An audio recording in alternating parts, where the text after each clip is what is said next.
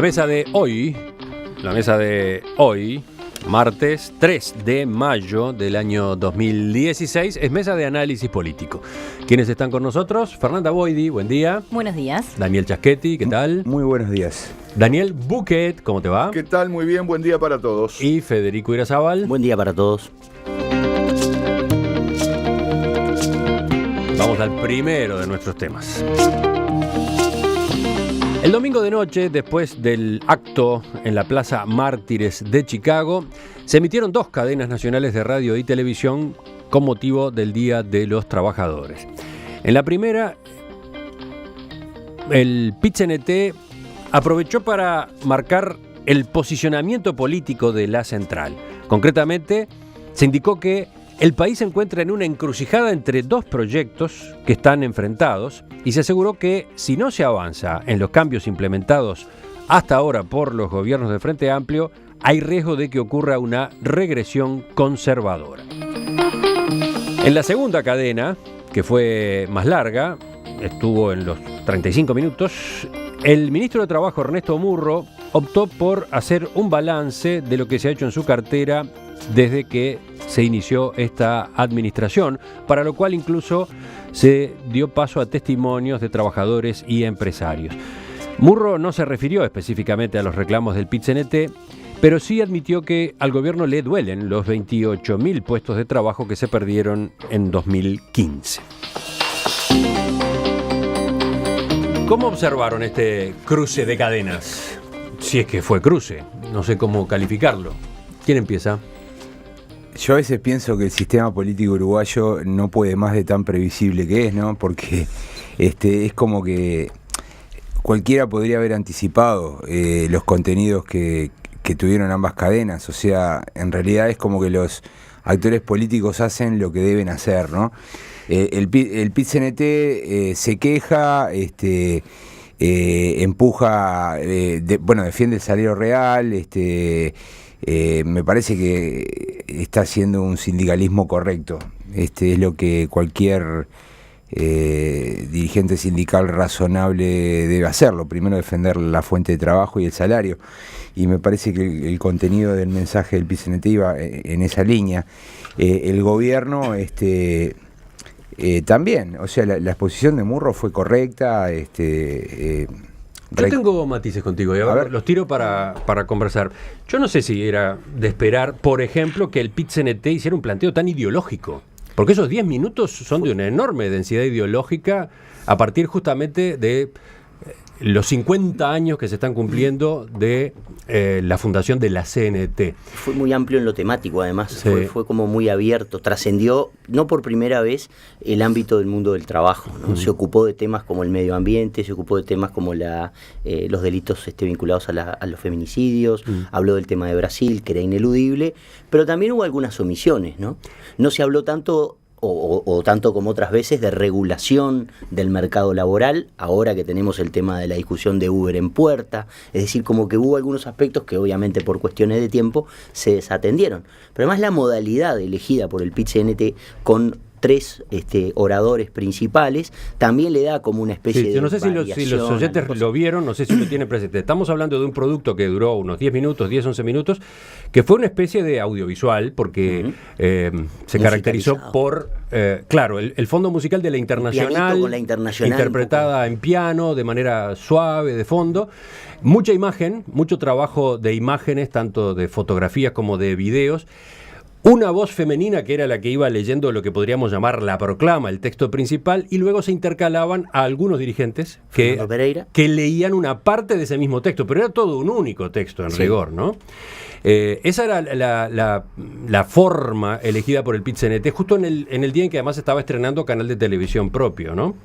Sí, y varios hechos, ¿no? Los 100 años de Pepe de Lía, los 50 de la unidad sindical, el estreno del canal del PIT-CNT, pero además creo que el estilo de comunicación del PIT-CNT fue mucho más moderno que el del gobierno, ¿no? Yo sé que después vamos a hablar de esos temas, pero el gobierno apostó a una cadena nacional tradicional del viejo formato. Más o menos. Pero allí de cuentas, ¿no? Hablemos un poco más de estilos. En el mensaje del PIT-CNT, la parte visual, digamos que fue llamativa y se descolgó de lo que uno tiene acostumbrado a ver. pero la parte de texto y la parte de lectura... Era de los 70. Sí, No era porque como... además incluso la voz femenina que leía el grueso del texto de la proclama, lo leía de una manera muy dura, muy fría, ¿no? Sí, sí. En el caso del mensaje del Ministerio de Trabajo y Seguridad Social, yo creo que tampoco fue lo tradicional, pero a su vez es muy polémico lo que se está haciendo, porque de algún modo remite a la cadena anterior, la del Ministerio de Vivienda, Ordenamiento Territorial y Medio Ambiente. Son cadenas, en este caso de 30 minutos, en los que un ministerio expone lo que ha estado haciendo, ¿no? Y para eso se hace una especie de informe, de un reportaje, con mucho testimonio, con participación de antecedentes, datos, archivo, y el ministro en sí mismo habla poco, habla Sí. en algunos momentos. Sí, ¿no? pero un plomo, discúlpame, pero un plomo absoluto la cadena del gobierno, creo. A ver, hay una cuestión también de tiempo.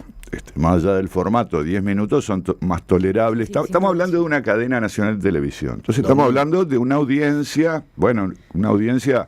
Sí, muchos tenemos cable y podemos evadirnos, pero una audiencia muy cautiva.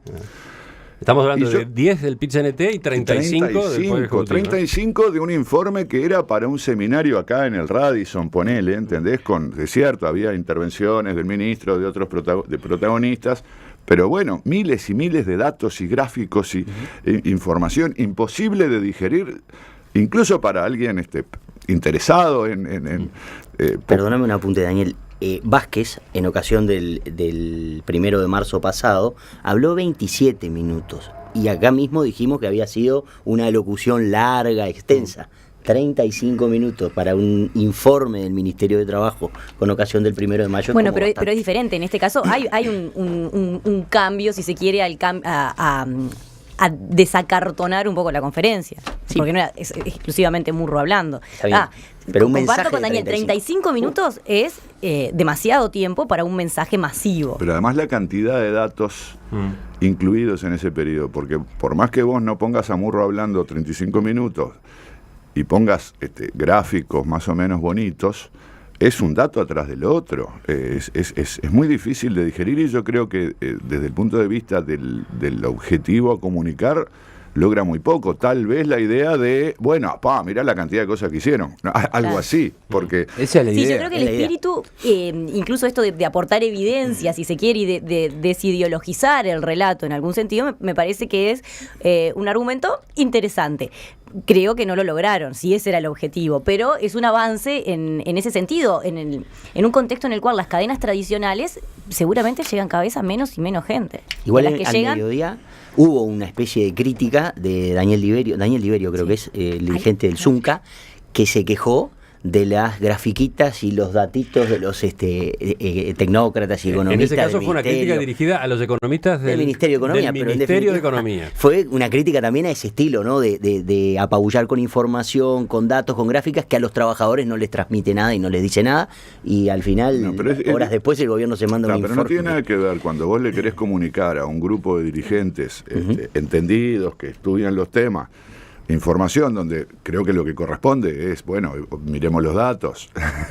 A cuando vos te comunicás con la población en general, Por eso lo digo. que no está tan interesada. Por O eso lo sea, digo que- yo creo que ahí es donde la estrategia de comunicación, más allá de lo visual, yo no la veo acertada o la veo en todo caso inconducente, porque eso es para un informe ¿no? de 50 páginas que uno lo pueda tener y revisar tranquilo y volver para atrás y mirar, pero ¿qué decía el otro gráfico? Porque, no, yo qué sé, pero así, yo creo que, francamente, habría que ver cómo se comportó la audiencia, pero tengo la sensación de que por lo menos la gente con cable buscó una alternativa.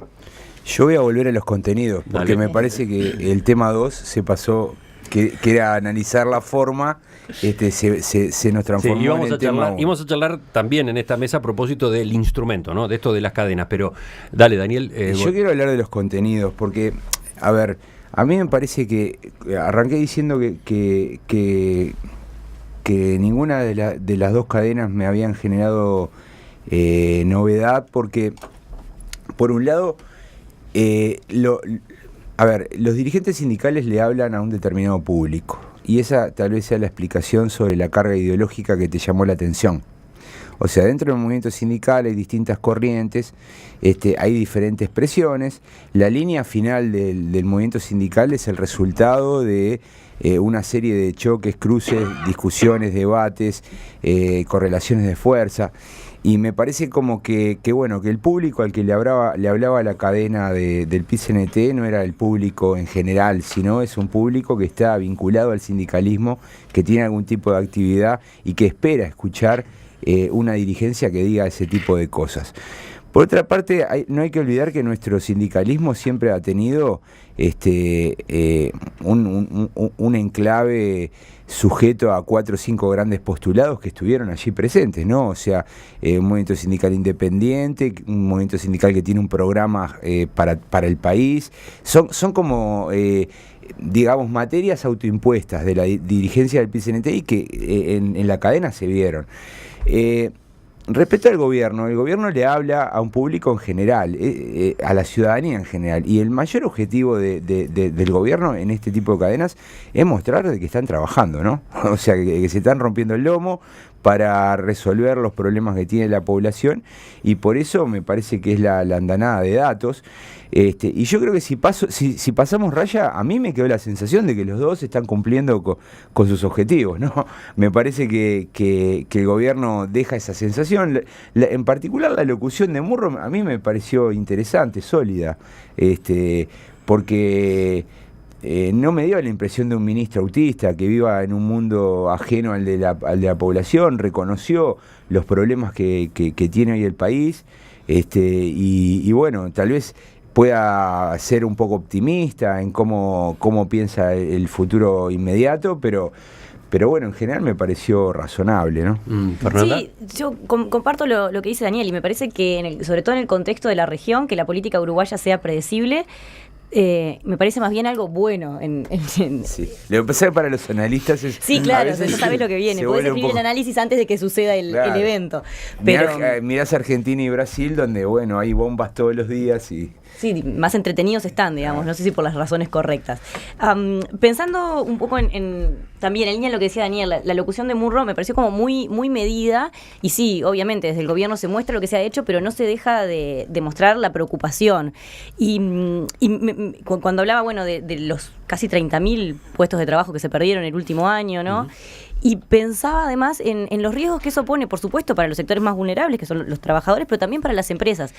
Y en algún sentido, la cierta responsabilidad del gobierno en mediar en estas cuestiones. Y me acordaba de lo que sucedió la semana pasada o la anterior con el Consejo de Salarios en el sector doméstico, cuando el gobierno intentó bajar el nivel de aumento que patronal o pseudo patronal, porque es bastante discutible que exista una patronal del sector doméstico, y las representantes de las trabajadoras domésticas habían acordado, ¿no? Esta idea de, bueno, que no se nos vaya la mano, porque esto podría terminar en un desmadre que culmine, por ejemplo, con una mayor caída en el empleo formal, claro, o en el empleo formal. Es que en realidad ahí hay una peculiaridad de estas dos cadenas, porque justamente el Frente Amplio lo ha venido habilitando y bueno, ya casi casi una tradición la cadena del PIT-CNT, pero creo que desde que gobierna el Frente Amplio es la primera vez que esto se plantea en un contexto tan crítico o tan claramente crítico para todos los actores, ¿no?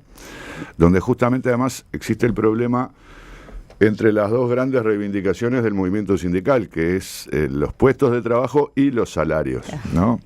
En la medida en que estamos en una economía más o menos libre, ya sabemos que los mercados se ajustan por cantidad o por precio. Si los dirigentes sindicales ponen mucho el énfasis en el conservar el salario real, aumentarlo, bueno, yo creo que la expectativa en el corto plazo ya no es ni siquiera de aumento, sino que más bien sería de mantenimiento del salario real. El último año creció también, ¿no? Creció, no, sigue creciendo hasta el último trimestre se informó, hay un pequeño aumento del salario real. Es decir, tenés un precio que está aumentando en una situación más bien contractiva, por lo tanto, si vos rigidizás el precio, se ajusta por cantidad, es decir, menos puestos de trabajo.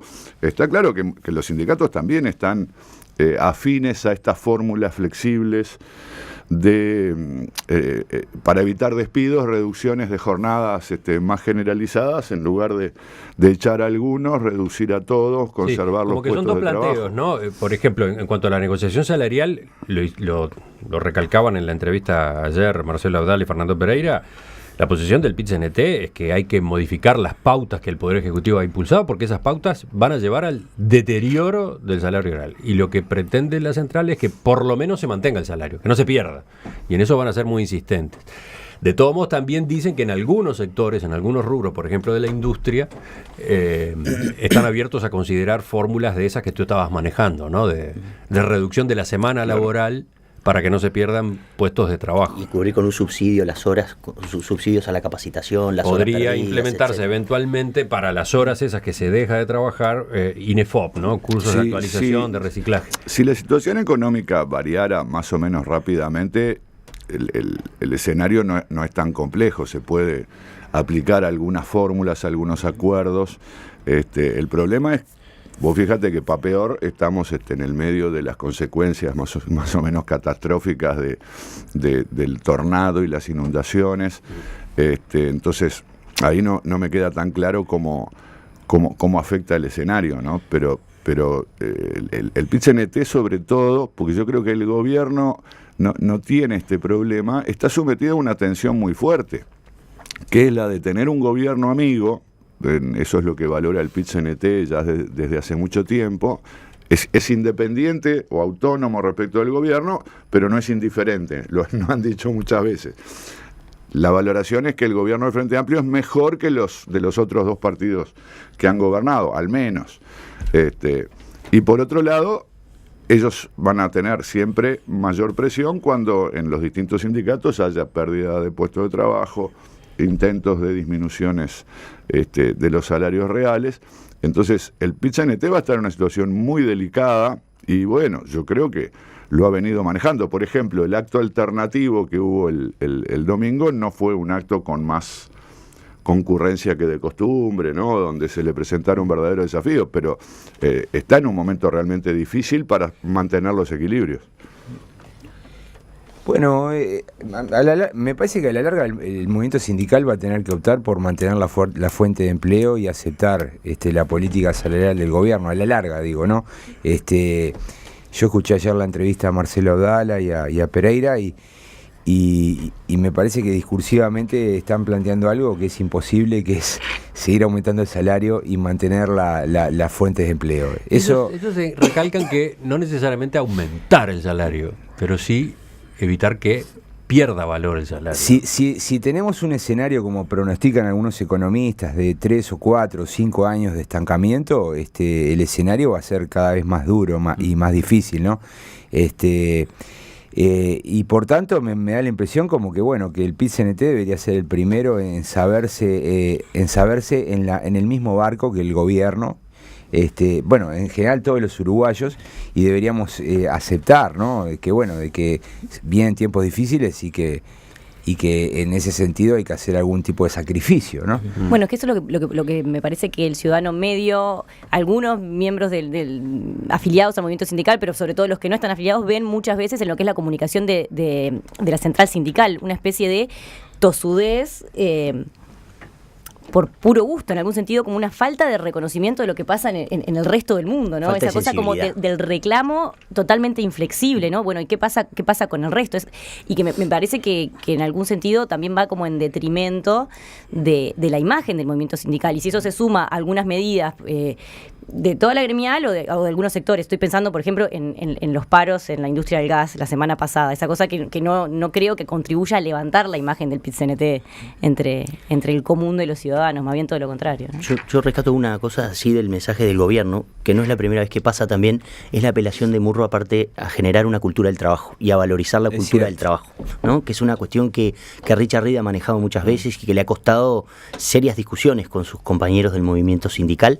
Y choca con esto que hablaba Fernanda recién también de la falta de sensibilidad, ¿no? El mismo día que se maneja este tema de la cultura del trabajo, me entero por algunas noticias en prensa de que el gobierno tiene que aprobar una partida de 7 millones de dólares para pagar la asiduidad de sectores de funcionarios públicos a los que ni siquiera se les controló la asistencia el año pasado y se les va a pagar igual en una serie de partidas escalonadas, etcétera, pero hay 7 millones de dólares que se nos van a ir a los uruguayos para pagarle a un grupo de individuos que tendrán sus salarios bajos, enmagrecidos, etcétera, pero asegurados en un esquema además que no tiene ningún tipo de supervisión y que ya además por cuestiones burocráticas, etcétera, está incumplido. O sea, el convenio cayó el jueves pasado, si no me equivoco, y el gobierno ya está en falta con ese convenio. Entonces, ¿tú decís que hay una contradicción? Esa disonancia a veces que existe entre pero adentro del propio gobierno sería. Adentro del gobierno y adentro de un movimiento sindical que reclama ajustes, que reclama sinceridad, que reclama cultura del trabajo, y por otro lado, además, hace algunos planteos o algunas reivindicaciones como pagar presentismo o asiduidad, no me acuerdo cómo es la definición exacta de la partida, en la que se nos van 7 millones de dólares, sin control además. Pero a ver, las partidas de asiduidad son mecanismos que muchas veces se utilizan como alternativa a un aumento salarial. Vos estás hablando además de funcionarios públicos. A mí me parece que Murro está pensando en otra cosa. Murro está ¿no? pensando mucho más allá. Claro, estoy de acuerdo. Y Richard Reed también, ¿no? Pero estoy marcando la contradicción en ese sentido. Pero en el caso que vos lo planteás, en todo caso, la contradicción es la falta de control, no el que se pague la asiduidad, porque justamente en algunos ámbitos donde la dedicación al trabajo esperable no es la máxima o la más grande, yo qué sé, porque el empleo público es más cómodo, porque no te pueden echar. Creo que justamente la mejor forma de mejorar ingresos de los trabajadores es asociar ingresos a rendimiento. Entiendo que obvio. La asiduidad es casi como el más básico de los... De los rendimientos que uno espera, pero sabemos que en muchos ámbitos yo no quiero cuestionar igual el procedimiento. Las faltas frecuentes son muy comunes y entonces en ese procedimiento. Digamos, yo creo que es un instrumento, no será el único ni el mejor, pero es un instrumento apropiado. Coincido que es una manera de mantener el salario, de aumentarlo por una vía indirecta y que además después no quede atado a otras cosas. Pero lo que sí apunto es el momento y la contradicción entre los discursos. Es decir, bueno, estamos en un momento de crisis, tenemos que ajustarnos, bajemos esto, y a los 10 minutos... 7 millones de dólares. ¿Y qué querés? ¿No pagarlo? No digo que no pagarlo. No, porque ya se había comprometido. Estoy pensando que a futuro, esa es una de las cosas que deberíamos revisar también. Los planteos que se hacen, las reivindicaciones que se hacen, deben hacerse desde un lado de sensibilidad que muchas veces, por una cuestión natural del movimiento sindical, a veces no está presente con toda la Mi crítica mi crítica no viene tanto por tu lado, sino por lo que planteaba Fernanda, ¿no? Por ejemplo, lo de la industria del gas. La distribución del gas es insólito, ¿no? O sea, con la ola de frío... Los que cargan, ¿no? Que son creo que la empresa es... ¿Río Gas? Claro, la que carga garrafas. Ahí va. No la que distribuye. Ese tipo de falta. Además, cuando arregla la que distribuye, los paros para la que de transporte. Sí, pero además el tema del gas pega doblemente, porque creo que después se había solucionado el tema de la repartición a granel, pero estás viendo que en Soriano estaban viendo cómo hacían para tratar de sacar la soja y el resto de los granos de los campos, y el arroz. Y los tenían que secar y no podían entrar, había colas, la prensa hablaba de 10 millones de dólares en camiones, en colas de camiones, tratando de esperar entrar a las plantas para secar y no podían secar porque no había gas para eso. Eso es absolutamente inadmisible.